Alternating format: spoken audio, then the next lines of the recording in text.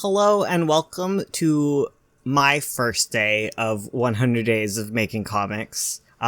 We had Ursula talk the first day, we had me and Ursula talk the second day, and now it's just me.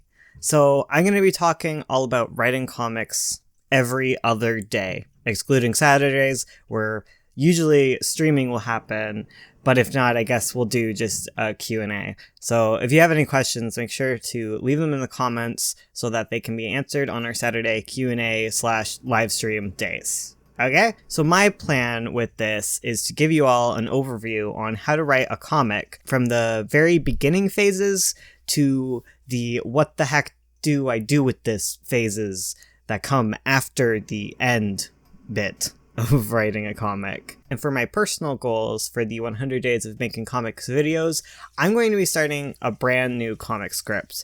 I have in fact already started it because I've been at this for 3 days now, and I'm trying to write that from beginning to end, so that's a thing. I'm probably going to give up on that at some point because I get bored really easily or I get stuck sometimes, but if I do, I'll just be working on 9 point, just like Ursula. Either way, I'm going to be doing 30 minutes of comic writing every single day for 100 days in a row, as per the challenge instructions.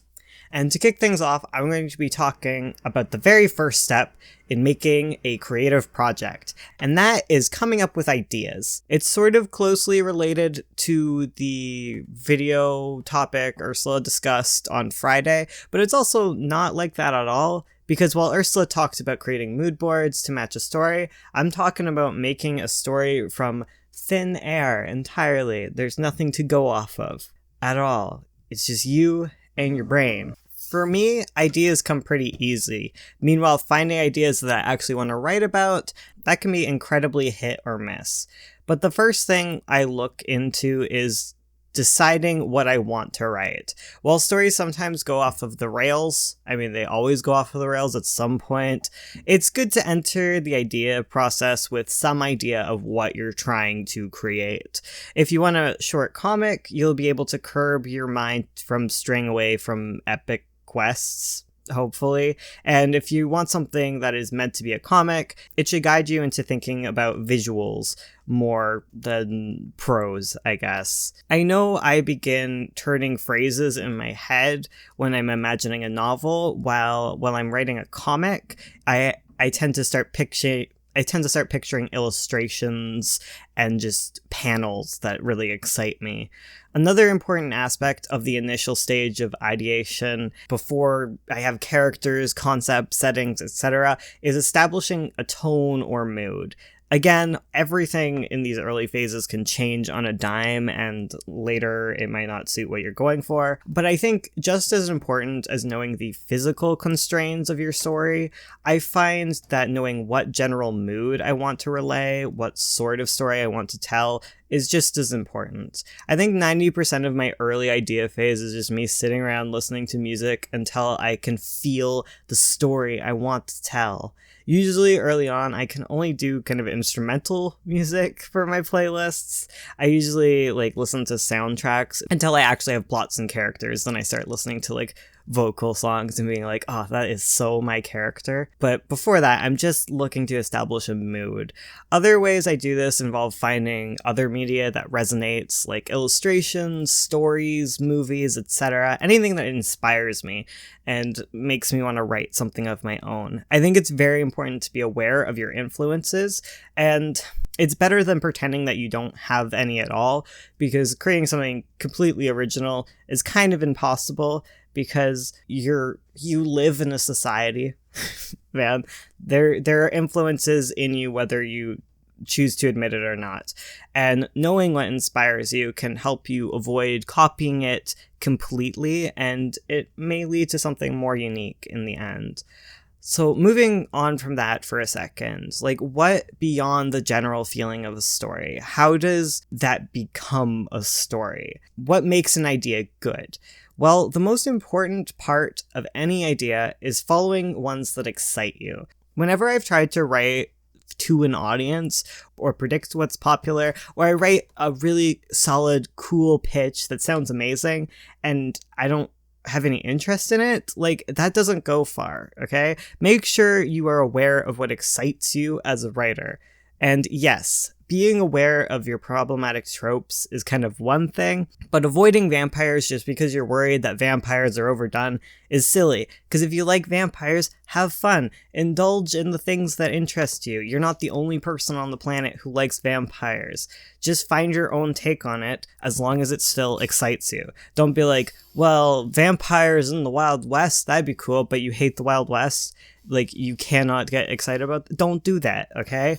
Indulge things that interest you, because that's going to carry you much farther than things that don't interest you, that you feel like are good ideas, okay? You don't have to do anything just because it sounds really cool. Well, it sounds like cool in theory, but you're not interested, okay?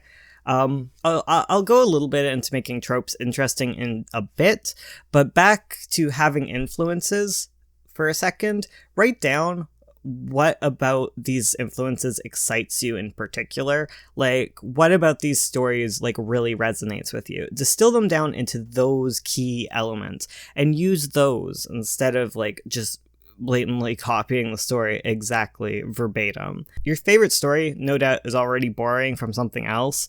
Just make it your own and you'll be good, okay? Also, take influence from the world around you. There's more than just fiction, okay?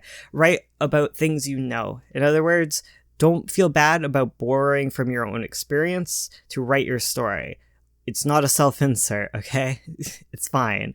I often am inspired by nonfiction, walks in the park, going on adventures and so on. You know, experience media, learn new things, take opportunities, and all sorts of ideas will come to you. You can make these into cool things. My final point on idea generation then comes back to what I was saying about like making tropes your own. It kind of is like, what do you do with all of these ideas? How do you convert something into your own story? Like, how do you make something original? Well, the best advice I received on this was at comic book boot camp, like a workshop comic book boot camp that was at Fan Expo, run by Ty Templeton. And unique ideas easily come from two places. There's other places, but the easiest way to do it is the following. One is removing an aspect from something that is integral, and the second is just combining two aspects. I think it was genre that was spoken of at the boot camp, but I think just aspects of a thing. Like, here, let me go into examples, okay? For the second one, where you're combining two aspects, it can be distilled down to sort of the sentiment of, but with magic, okay? Examples being knitting, but with magic, bird watching, but with magic, skulls, but with magic. Combine concepts, genres, ideas together in your head. It's as simple as plus magic, okay?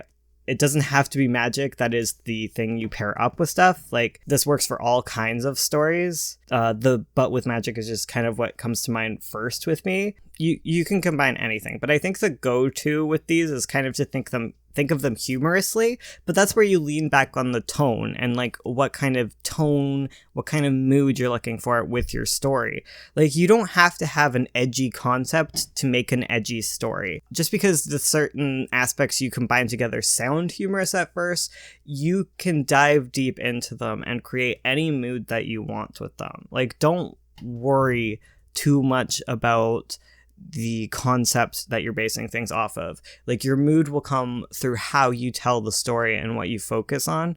So don't immediately think, oh, what a silly concept, the story has to be silly. It just adds even more uniqueness to whatever it is that you're writing if you challenge like your initial notion and go with a different mood route, if that makes sense. Like, magical bird watching can be whimsical, it can be tragic, it could be a horror story, like, it can be anything. And before I go further into the idea of like removing aspects, I'll go over a few combinations other than but with magic, though I guess some of these are magic, like Magical Girls, but it's a Western, an office drama, but with cryptids, medieval fantasy story, but all the knights are cats. Combine stuff and you'll find something.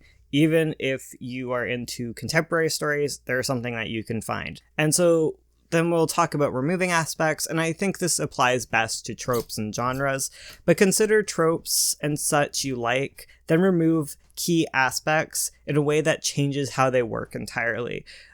Usually this is phrased as blank, but without blank, and then you plug in whatever you want. It can also really apply well when you're looking at your inspirations and trying to separate yourself from them. It's like sword and sorcery, but without swords. Like writing a sword and sorcery story, but without swords. It's a slasher story, but without a villain. But thinking of genres like this can really start to push you in interesting, unique directions. So those are my two main ways of finding some really cool ideas to work with. All right, so that's all I have to say on that. In my next few topics, I'm going to explore the next steps with these ideas, because these are just your very general beginning ideas. And I'll talk about how you turn them into plots, characters, and worlds, and then how you make a comic out of them. But for now, I need to get back to writing. I have only written 1 page. I have been spending these past 3 days just making ideas because I thought I was ready to write my script, but I was not. So the next few topics are very much going to be about the phase that I was in when I was trying to turn a cool idea I wanted to do into a story I wanted to tell. All right.